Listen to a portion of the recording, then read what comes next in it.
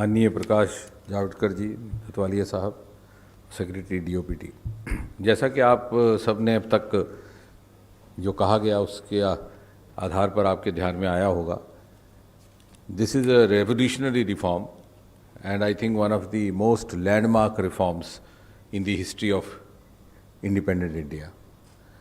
And it has been possible with the direct and the personal interest and intervention of Prime Minister Modi.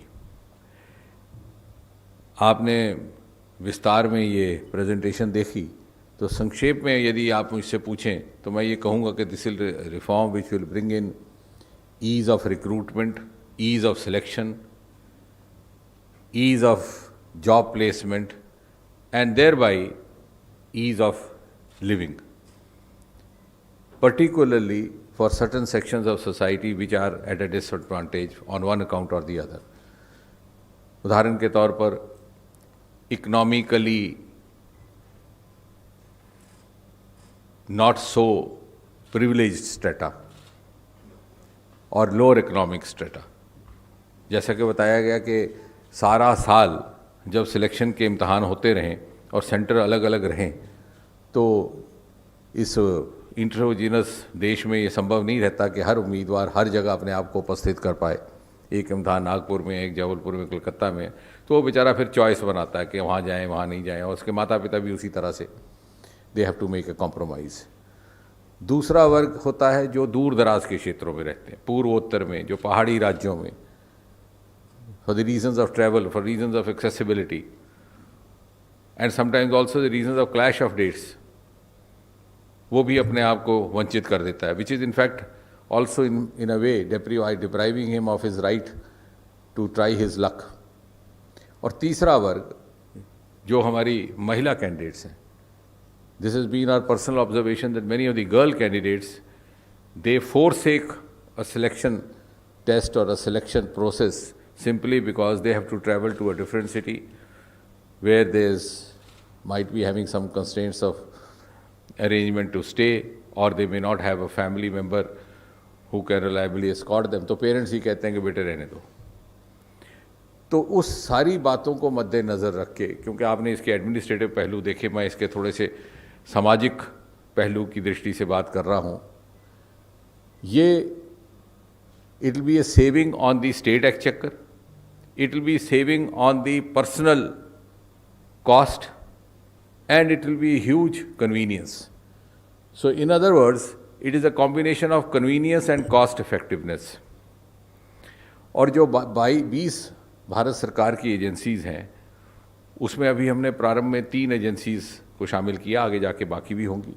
इन सब के अलग अलग चरण में टेस्ट होते हैं, लेकिन जो पहला रहता है, विच इज़ मोर और less an elementary test, which is also known as a preliminary test, is by and large of a very common denomination and a general denomination, it's not a specialised test.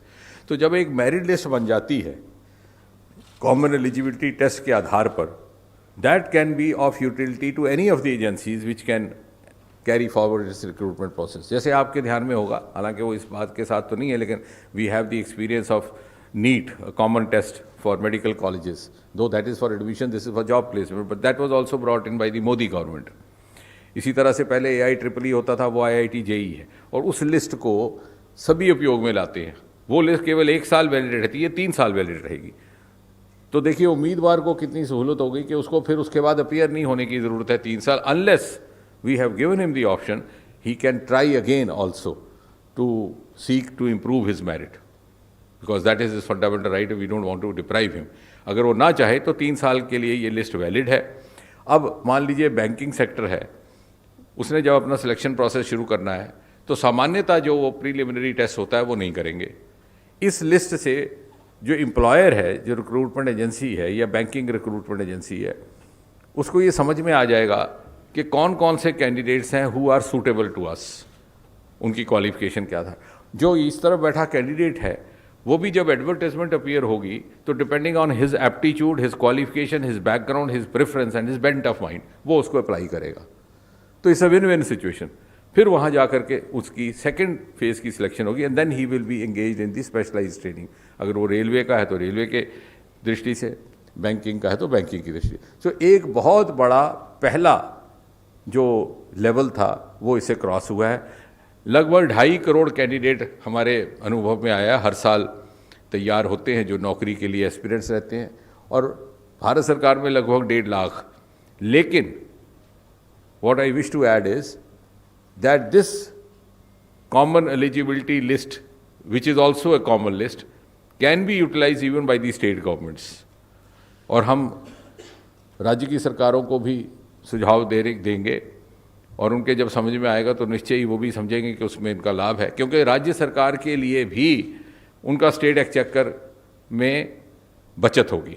So in fact this is in keeping with the cooperative federalism. We are in fact facilitating even the selection processes undertaken by the individual state governments.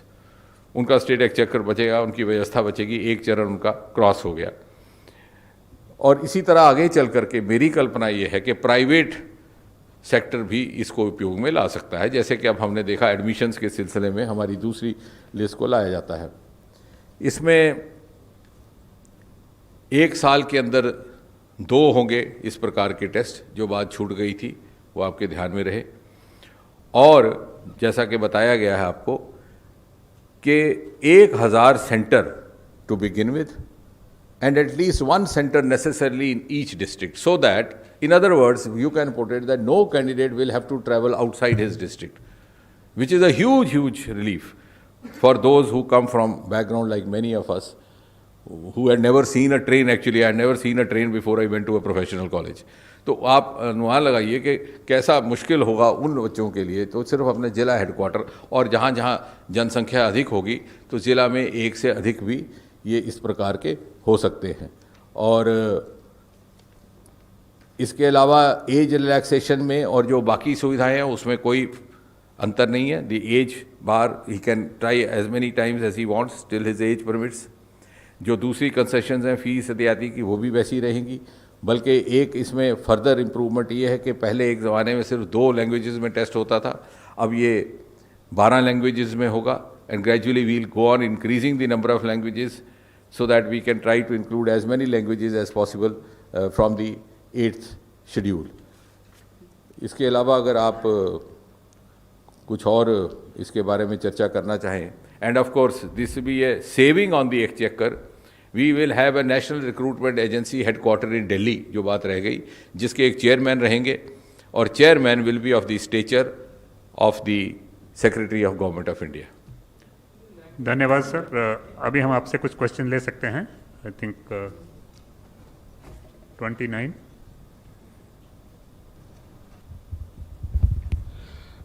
Sir मेरा सवाल Jitendra sir से है। Sir एक बात बताएं कि इसमें उम्र को लेके आपने कहा कि एज बार वो किस तरीके से होगा। मान लीजिए रेलवे में उम्र की कोई सीमा है, बैंक में कुछ सीमा है, एसएससी की कुछ सीमा है, तो क्या इसमें कोई कॉमन उम्र की सीमा होगी या फिर ऐसा?